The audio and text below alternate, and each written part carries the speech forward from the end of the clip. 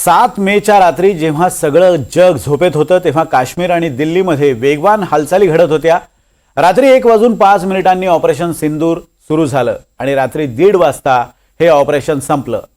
25 मिनिटात भारतीय सैन्यानं मिसाईल्सचा धडाधड मारा केला आणि दहशतवाद्यांचे एका पाठोपाठ एक अड्डे उद्ध्वस्त केले। भारतानं नेमकं काय केलं आणि यामध्ये पाकिस्तानचं किती नुकसान झालं, याबरोबरच भारताची सामरिक नीती काय, या सगळ्या प्रश्नांच्या उत्तराची सगळं जग वाट पाहत होतं।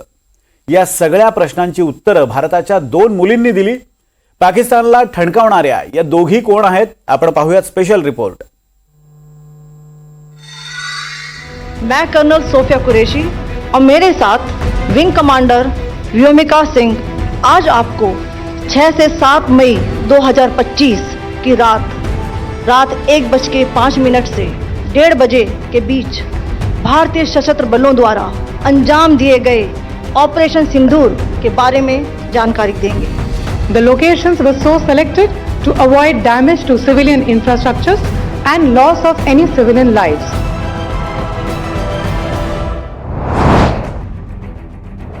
भारतानं पाकिस्तानातल्या दहशतवाद्यांना घरात घुसून कसं मारलं, याची थरारक युद्धकथा सांगणाऱ्या या 2 रणरागिणी।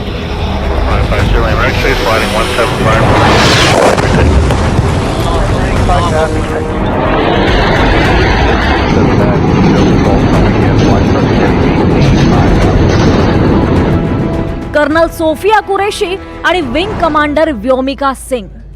भारतानं दहशतवाद्यांच्या अड्ड्यांवर एअर स्ट्राईक कसा केला, कुठली टार्गेट्स होती आणि ती कशी उद्ध्वस्त केली, या सगळ्याची सविस्तर माहिती देण्याची जबाबदारी या दोघींवर होती आणि दोघींनी ती चोख पार पाडली। कर्नल सोफिया कुरैशींनी कारवाई कशी झाली ते हिंदीमध्ये समजावलं, तर विंग कमांडर व्योमिका सिंग यांनी या कारवाईची माहिती इंग्रजीमध्ये दिली। ऑपरेशन सिंदूर 22 अप्रैल को पहलगाम में हुए विभत्स आतंकवादी हमले के शिकार मासूम नागरिकों व उनके परिवारों को न्याय देने के लिए लॉन्च किया गया था। इस कार्रवाई में 9 टेररिस्ट कैंप्स को टारगेट किया गया और पूरी तरह से इसे बर्बाद किया गया। पाकिस्तान में पिछले 3 दशकों से टेरर इंफ्रास्ट्रक्चर का निर्माण हो रहा है। इसमें recruitment, indoctrination centres, training areas व लॉन्च पैड शामिल थे, जो पाकिस्तान और पाक अधिकृत जम्मू कश्मीर POJK दोनों में फैले हैं। Over the last 3 decades, Pakistan has systematically built terror infrastructure. It is a complex web of recruitment and indoctrination centers, training areas for initial and refresher courses, and launch pads for handlers. These camps are located both in Pakistan as well as Pakistan occupied Jammu and Kashmir areas. Some of the well-known training camps are located, as you can see on the screen. They are distributed from Savai Nala in the north, counting to approximately 21, ending at Bhavalpur to the south. ही पत्रकार परिषद म्हणजे operation सिंदूर नंतर भारतानं जगाला पहिल्यांदा दिलेली अधिकृत माहिती होती। सोफिया कुरैशी आणि व्योमिका सिंग या दोघींनीही हे आव्हान पेललं। कर्नल कुरैशी यांचा 1981 मध्ये गुजरातच्या वडोदरामध्ये जन्म झाला। कर्नल कुरैशी यांचे आजोबा आणि वडील भारतीय सैन्यामध्ये होते।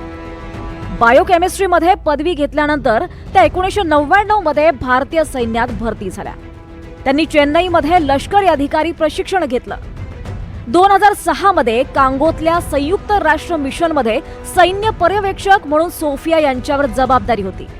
कर्नल सोफिया कुरैशी या भारतीय लष्कराच्या सिग्नल कॉर्प्सच्या पदक विजेत्या आहेत। बहुराष्ट्रीय लष्करी सरावात भारतीय लष्कराच्या तुकडीचं नेतृत्व करणाऱ्या त्या पहिल्या महिला लष्करी अधिकारी आहेत। 2016 मध्ये एक्सरसाइज फोर्स 18 मध्ये त्यांनी भारतीय संघाचं नेतृत्व केलं होतं। पंजाब सीमेवर त्यांनी केलेल्या कारवाईमुळे ऑफिसर कमांडिंग इन चीफ म्हणून त्यांचा सन्मान करण्यात आला। सोफिया कुरैशी यांचं लग्न लष्करी अधिकारी मेजर ताजुद्दीन कुरैशी यांच्याशी झालंय। त्यांना समीर कुरैशी हा मुलगा आहे। देखिए, वो मेरी बड़ी बहन होती है और मेरी आइडल भी है और जो उन्होंने आज ये मैसेज पाकिस्तान को दिया है उसकी सख्त ज़रूरत थी। हम बहुत टाइम से इंतज़ार कर रहे थे कि खून खौल रहा था कि कब इनका बदला मिलेगा, लेकिन ऐसा बदला मिलेगा और हमारी फैमिली से प्रेस कॉन्फ्रेंस होगी इसकी उम्मीद नहीं थी। जब हुई तो वी वर शॉक्ड। जो उन्होंने ये खेल खेला था उसका बदला लिया और हमारी माँ बहनों का जो सिंदूर था उसका हमने मुकाबला कर लिया, बदला ले लिया और इसी तरह से आगे और लेते रहे। कर्नल सोफिया के बारे में बताइए, कैसा बचपन कैसा रहा? वो बचपन में थे, मेरी दोनों बेटियां ट्विंस हैं, एक थोड़ी छोटी बेटी है मेरी, एक ये बड़ी है। पढ़ाई लिखाई से जब वो पढ़ती थी तो उसको बहुत शौक होता था हर चीज़ को कि ये भाई बहुत कोई फायरिंग कर रहा है बच्चों के खेल का, दीवार वाल का, तो मैं भी ऐसे करूँगी, मैं ऐसे मारूंगी। दोनों बहनों में गिर जाती थी, छुप जाती थी, लो मार दिया मैंने, कोई इस तरह से करते थे। तो उसको बहुत शौक था कि मेरे पापा मेरे दादा सब लोग हैं आर्मी में तो अब रहेंगे। उनकी दादी भी कहानी सुनाती थी अपनी, तो बोलती मैं बड़ी होंगी तो मैं भी आर्मी में जाऊँगी। तर ऑपरेशन सिंदूरची माहिती देणाऱ्या व्योमिका सिंग या एअरफोर्सच्या विंग कमांडर आहेत। व्योमिका सिंग यांनी 6वीत असल्यापासूनच एअरफोर्समध्ये पायलट होण्याचं स्वप्न पाहिलं होतं। नॅशनल कॅडेट कॉर्प्सचं प्रशिक्षण पूर्ण केल्यानंतर व्योमिका इंजिनियर झाल्या। विशेष म्हणजे व्योमिका यांना कुठलीही लष्करी पार्श्वभूमी नाही, त्या कुटुंबामधल्या पहिल्याच लष्करी अधिकारी। व्योमिका भारतीय हवाई दलामध्ये हेलिकॉप्टर पायलट म्हणून रुजू झाल्या आणि 18 डिसेंबर 2019 मध्ये एअरफोर्सच्या फ्लाइंग ब्रांचमध्ये त्यांना कमिशन करण्यात आलं। 2500 तासांच्या एअरफोर्स उड्डाणाचा त्यांना अनुभव आहे। व्योमिका भारतीय वायुदलाची चित्त आणि चेतक ही विमानं उडवतात। नोव्हेंबर 2020 मध्ये अरुणाचल प्रदेशातल्या बचाव कार्यात व्योमिका यांनी उल्लेखनीय कामगिरी केली होती। व्योमिका आणि सोफियांनी ज्यावेळी ऑपरेशन सिंदूरची जगासमोर माहिती दिली ती नुसती माहिती नव्हती, तर भारतानं जगाला दिलेला तो एक स्ट्रॉंग मेसेज होता। पहलगाम हल्ला पाकिस्तानच्या दहशतवाद्यांनी तुम्ही हिंदू की मुस्लिम असं विचारून केला, मात्र भारत कधीच धर्माच्या आधारावर भेदभाव करत नाही। भारत सैन्यामध्येही धर्माच्या आधारावर लष्करी अधिकाऱ्यांची नियुक्ती होत नाही। म्हणूनच ऑपरेशन सिंदूर बद्दल भारताच्या कर्नल सोफिया कुरेशी अख्ख्या जगाला माहिती देतात। धर्माच्या आधारावरच काय तर भारतीय लष्करामध्ये स्त्री पुरुष असाही भेदभाव नाही। म्हणूनच सोफिया आणि व्योमिका यांच्यावर या कारवाईची माहिती देण्याची जबाबदारी दिली जाते।